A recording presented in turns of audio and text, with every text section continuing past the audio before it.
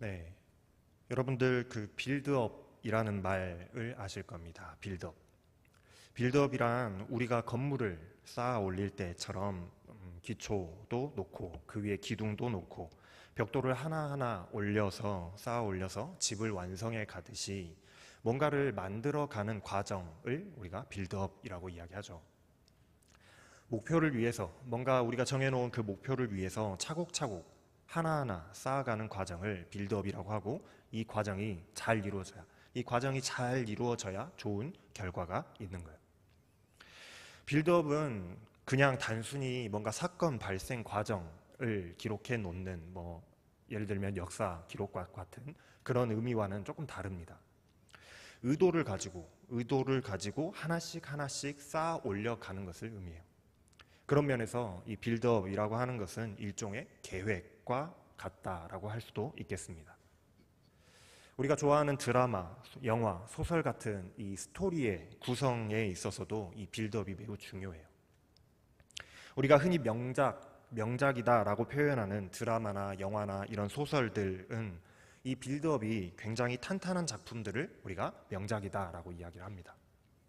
짜임새가 있다라고 표현하기도 하죠. 무슨 말인가 하니 졸작이라고 할 수 있는 수준의 그냥 그런 작품들은 스토리의 개연성이 부족한 거예요. 읽고 보는 사람들이 이야기를 따라가다가 보면 갑자기 의문이 생깁니다. 응?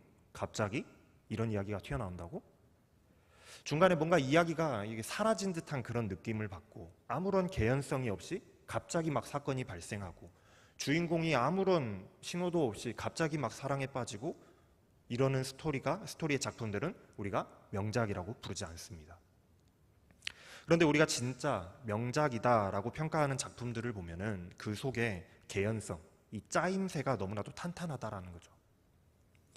주인공의 그 감정의 흐름, 또 사건의 연관성, 그리고 전혀 상관없던 그 사건들이 어우러져서 한데 이렇게 엉켜져서 하나의 이야기로 서로 영향을 주는 그런 놀라운 이 구성들, 이런 세밀한 묘사들과 연결성이 담긴 작품들을 우리는 명작이다라고 평가하는 거예요.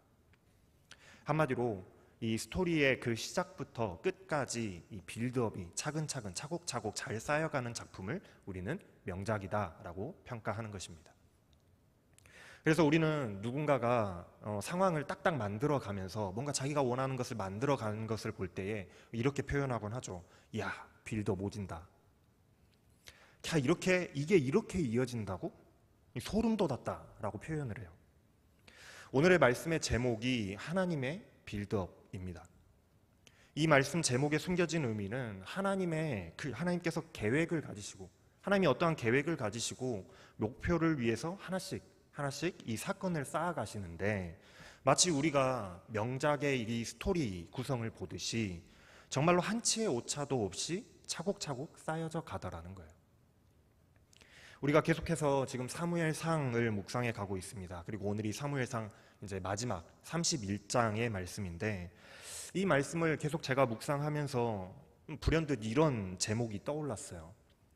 야, 하나님의 이 계획은 한치의 오차도 없구나. 정말로 한치의 오차도 없구나. 하나님의 빌드업이 진짜 오지는구나 하고 제가 무릎을 탁 치면서 감탄을 했더라는 거예요. 그래서 지난주 말씀에서 다윗이 선으로 악을 이겼다라고 우리가 말씀을 함께 들었습니다. 착한 행실로 사울의 그 나쁜 악을 이겼다라는 그런 의미가 아니었죠. 선이라는 게 뭐였나요? 하나님이 무엇을 기뻐하시는가? 하나님의 계획은 뭘까? 다윗에게 있어서 이 선이라는 것은 하나님의 계획하심에 순종하는 거였어요. 하나님의 계획에 순종하는 것. 우리가 하나님의 그 계획이 무엇인지, 하나님의 계획이 무엇인지는 우리가 다 알 수는 없지만, 하나님이 만들어 가시고 또 차곡차곡 쌓아가시는 계획, 그 빌드업이 절대로 실패가 없고 실수가 없고 반드시 성취되고 이루어질 것이다 라는 그 믿음, 그것이 바로 다윗에게 있어서 선이었다라는 겁니다.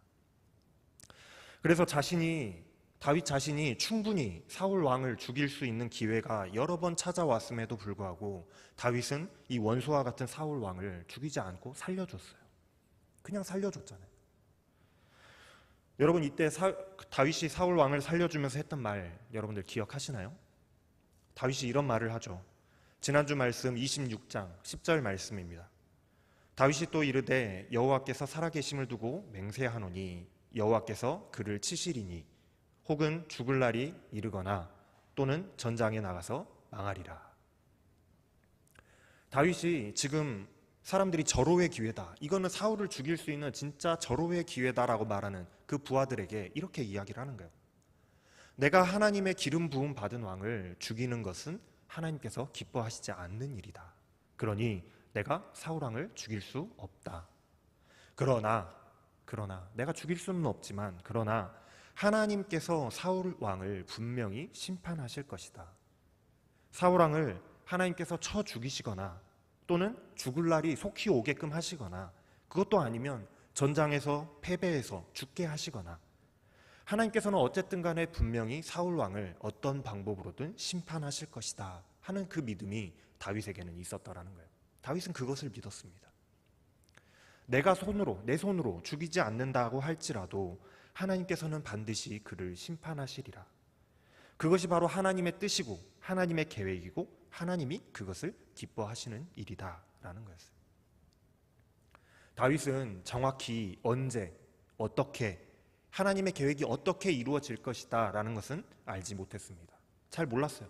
그래서 하나님이 이렇게 죽이실지 저렇게 죽이실지 아니면 전쟁에서 죽게 하실지 나는 그건 잘 모르겠다라고 이야기하잖아요. 그러나 반드시 하나님께서 사울 왕을 치실 것이다 라는 확신은 있었다라는 거예요. 그 일이 있은 후에, 그러니까 사울 왕을 살려준 일이 있은 후에 그 후에도 역시나 사울 왕은 고마움을 모릅니다. 사울은 여전히 다윗을 죽이고자 쫓아다니고 다윗은 그런 사울을 피해서 도망하는 도망자의 삶을 계속해서 생활해요.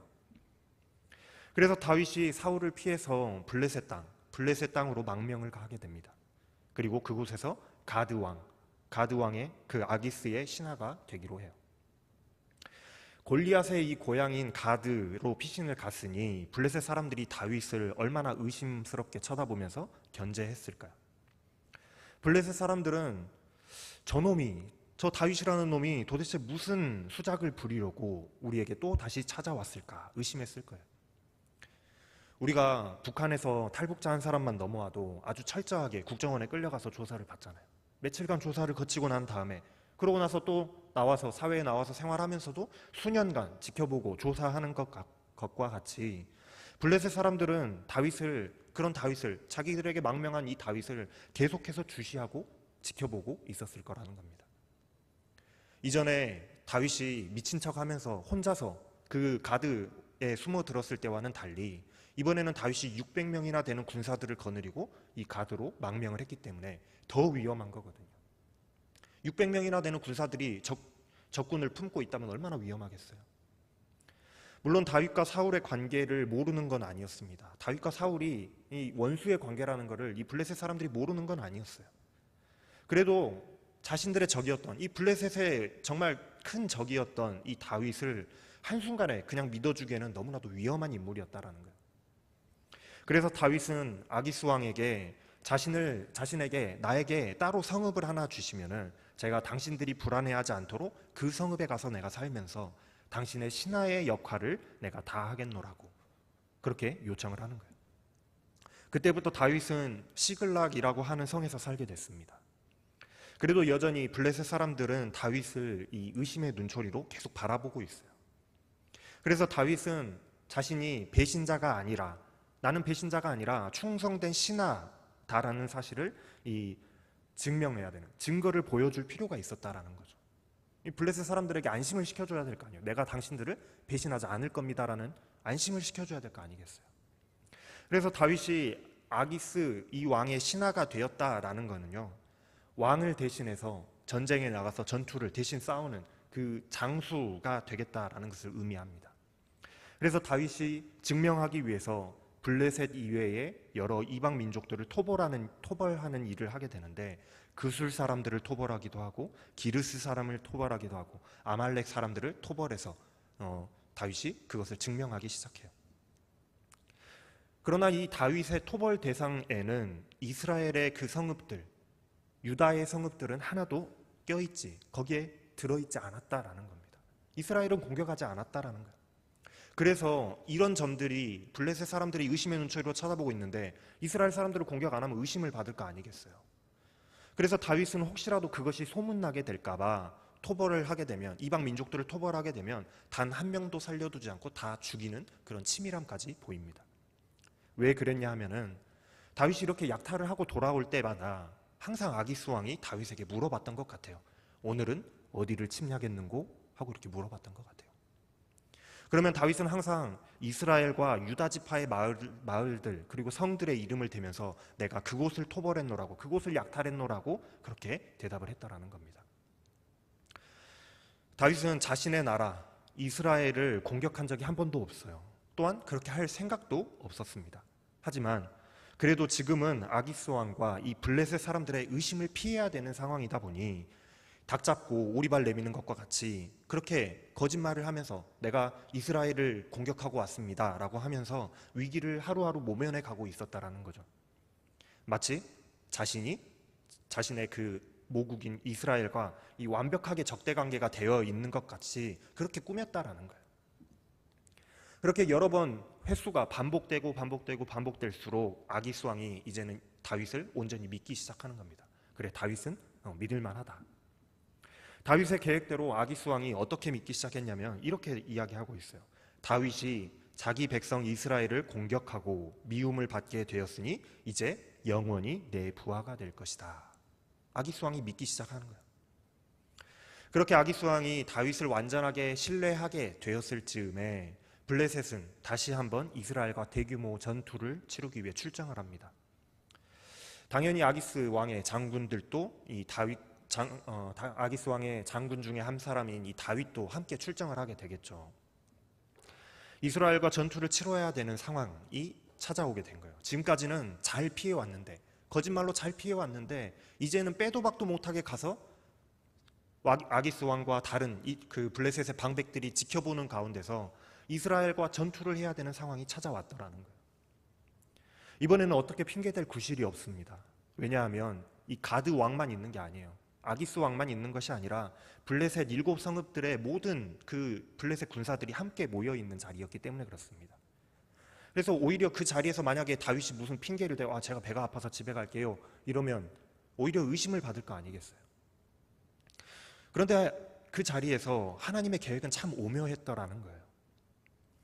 자기들 중에 다윗이 있다라는 사실을 확인한 이 블레셋의 다른 성읍들의 왕들이 이 아기스 왕에게 이의를 제기합니다.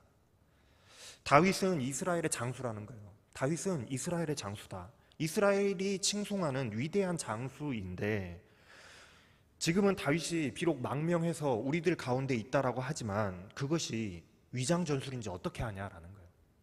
지금 다윗이 위장해서 들어와 있는 건지 어떻게 증명할 거냐는 거죠. 아기스 왕은 지금까지 지켜봐왔지만 다른 왕들은 믿지를 못하는 겁니다. 저 다윗과 함께 우리가 전투에 나갔다가 다윗이 만약에 배신이라도 하게 된다면 우리의 피해가 너무 클 것이기 때문에 자신들은 다윗을 믿지 못하겠다라고 다윗을 돌려보내라고, 다윗을 빼지 않으면 우리가 전투에 나가지 않겠다라고 그렇게 주장하고 있는 상황이었어요. 아기스 왕은 지금까지 자신이 지켜보았을 때에 지켜본 바로는 다윗이 절대 그럴 리가 없다. 이미 다윗이 이스라엘과 많이 전투를 치러서 이미 미운 털이 박혔기 때문에 절대 그럴 일이 없다라고 다른 왕들에게 이렇게 다윗을 완강하게 거부를 해보지만, 보내자는 것을 완강하게 거부해보지만 다른 왕들이 너무나도 그것을 거부하는 거예요. 그래서 어쩔 수 없이 아기스 왕은 다윗과 다윗의 군대를 다시 집으로 돌려보내게 됩니다. 안 그래도 이스라엘과 전투를 치러야 되는 그 불편한 상황에 맞닥뜨린 이 다윗이 그 전투의 상황을 참전을 하게 되면 얼마나 불편하겠어요. 지금까지 블레셋에게 거짓말한 것도 있고 또 이스라엘에게 가서 내가 내 나라의 사람들을 죽여야 된다는 것이 얼마나 불편하겠냐는 거예요. 그런데 그런 불편한 상황이 이 한순간에 말끔하게 해소가 돼버리는 거예요. 오히려 아기스 왕이 다윗에게 미안해하면서 내가 진짜 미안하다. 그런데 너는 이번에는 좀 빠져줘야 되겠다. 이렇게 미안해하면서 집으로 돌려보냈습니다. 하나님의 빌드업이요 여기서 끝나는 게 아니었어요. 다윗이 시글락 그 자신의 그 성읍으로 돌아가서 보니까 자신이 잠깐 자리를 비운 사이에 빈집이 털린 거예요. 아말렉 족속이 다윗이 지금까지 괴롭혔던, 다윗이 무찔렀던 그 아말렉 족속이 전쟁을 위해서 잠시 성을 비운 이 다윗의 빈자리를 보고 쳐들어왔던 겁니다. 그래서 다윗이 돌아와서 보니 아말렉이 성을 약탈하고 불태우고 늙은이와 여인과 아이들과 가축까지도 모든 것을 다 약탈해 간 거예요. 다윗이 그때 급급하게 급히 하나님께 묻습니다. 하나님, 제가 따라갈까요? 따라가면 살릴 수 있을까요? 가면 찾을 수 있을까요? 하나님께서 빨리 따라가라, 네가 다 찾을 것이다 라고 말씀하세요. 그래서 다윗은 급하게 군사 600명을 거느리고 출정해서 아말렉의 뒤를 쫓아가요. 아말렉은 자신들이 그 빈집털이를 했으니까 얼마나 큰 승리를 거뒀겠습니까? 승리에 취해서 놀고 먹고 있는 거예요. 집에 가다가 말고 중간에쯤 쉬면서 놀고 먹고 있었어요. 다윗은 그런 아말렉을 쫓아가서 무찌르고 끌려갔던 사람들과 약탈물들, 오히려 더 많은 것, 아말렉 사람들의 것까지 다 약탈해서 찾아와서 돌아오게 됩니다. 단 하나도 잃지 않고요. 단 한 사람도 죽지 않고 찾아왔다는 거예요. 지금 다윗은 블레셋이 이스라엘과 그 전쟁하러 나간 그 곳과 정반대편으로 가서 오히려 이스라엘의 대적이고 또 앞으로 잠재적인 적군인 이 아말렉과 싸움을 하고 잠재적인 그들을 무찌르는 일을 하고 있다라는 거예요. 정반대편에 가서. 여러분들 보세요.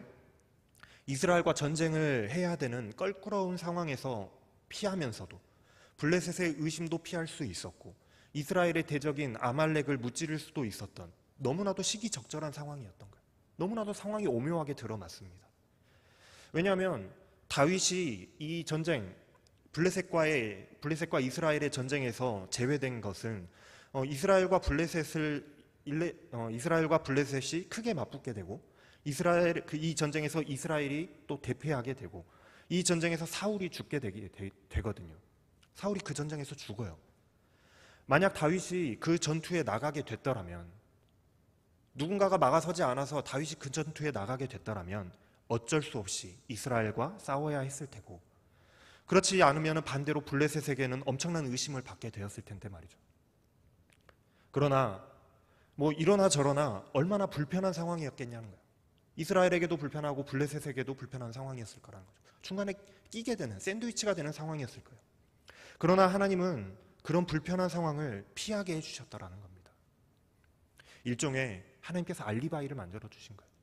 그냥 블레셋의 전투에서 빠지는 것뿐만이 아니라 아말렉과의 전투를 정반대편에서 하게 하심으로 알리바이를 만들어 주신 거죠. 오늘 본문 말씀은 바로 그 전쟁의 결과에 대해서 이야기하고 있습니다. 이 전쟁에서 이스라엘은 블레셋에게 아주 큰 패배를 경험하게 돼요. 거의 나라가 폭삭 망하는 지경까지 가게 됩니다. 쫓기고 도망가고 죽임을 당하는 그런 상황이 계속해서 펼쳐지는 거예요. 이 전쟁의 피해가 얼마나 컸던지 이 과정에서 사울의 아들들인, 그러니까 왕자들이죠, 요나단과 아비나답과 말기수아가 전사를 하게 됩니다. 그것뿐만이 아니라 사울도 도망하던 중에 화살을 맞고 중상을 입게 됐어요. 아마도 살아날 가망이 없는, 희망이 없는 중상이었던 것 같아요.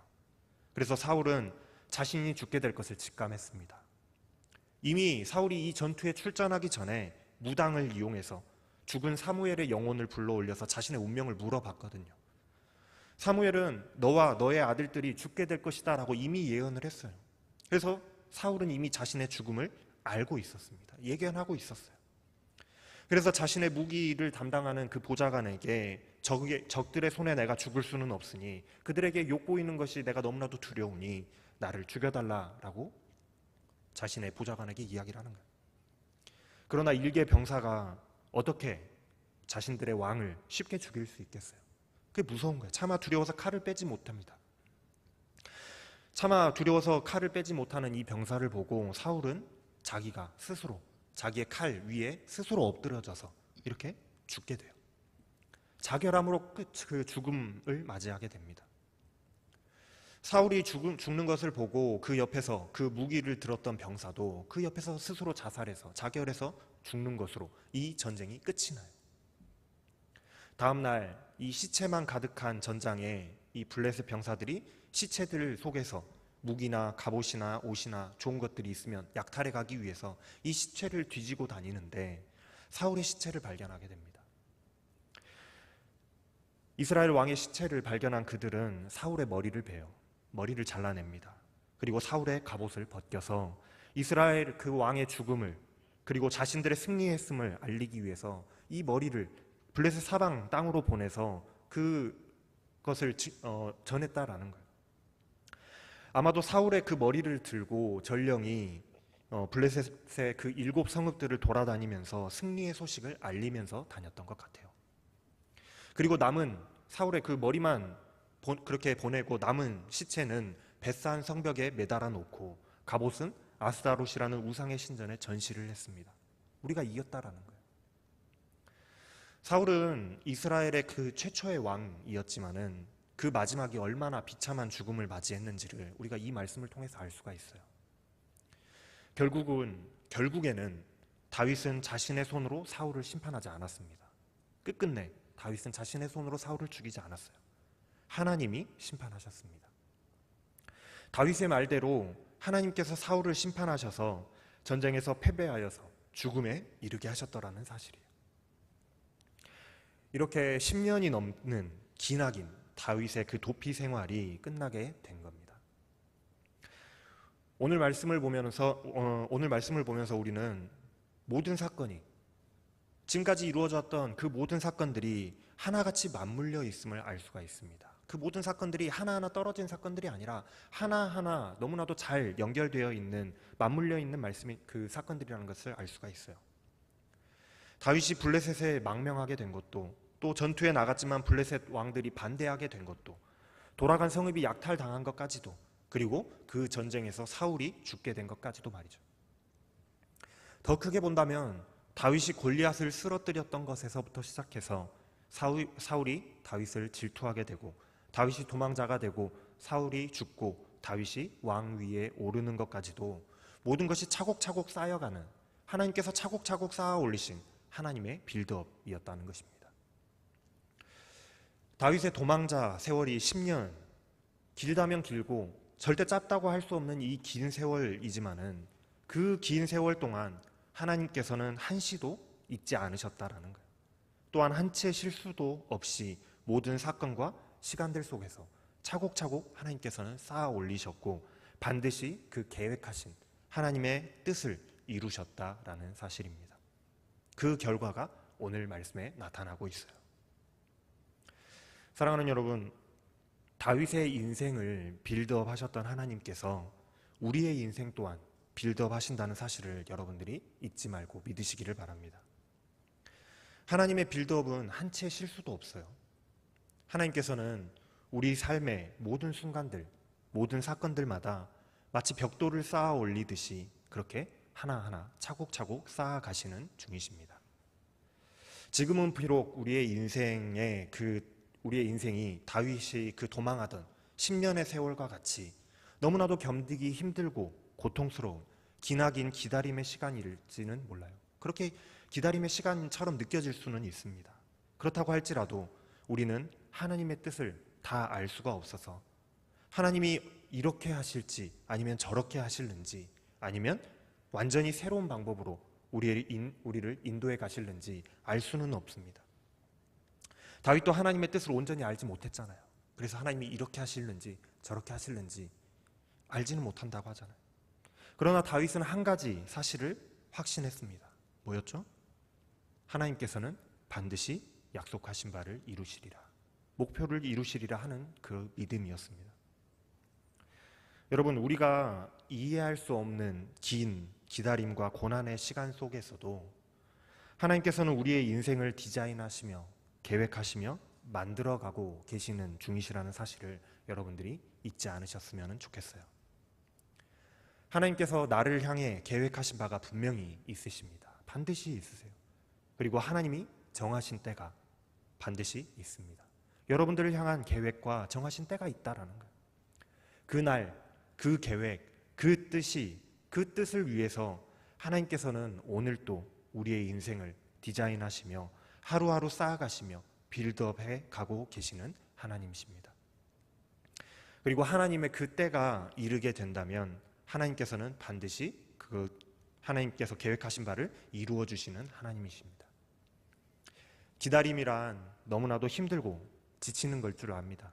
이해해요. 너무 늦은 건 아닌지 염려되기도 할 겁니다.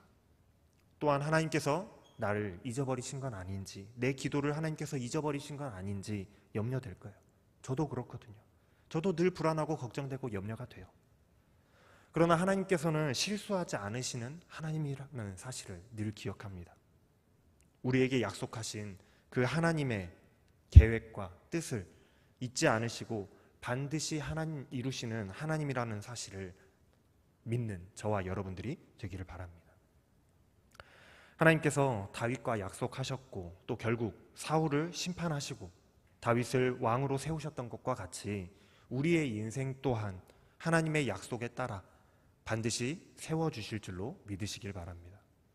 우리가 해야 할 것은 실수가 없으신 하나님의 그 빌드업을 믿고 참고 인내하며 또 기다림으로 한 걸음씩 나아가는 거예요. 왜냐하면 하나님의 빌드업에는 한 채의 실수도 없는 명작이기 때문입니다. 기도하겠습니다.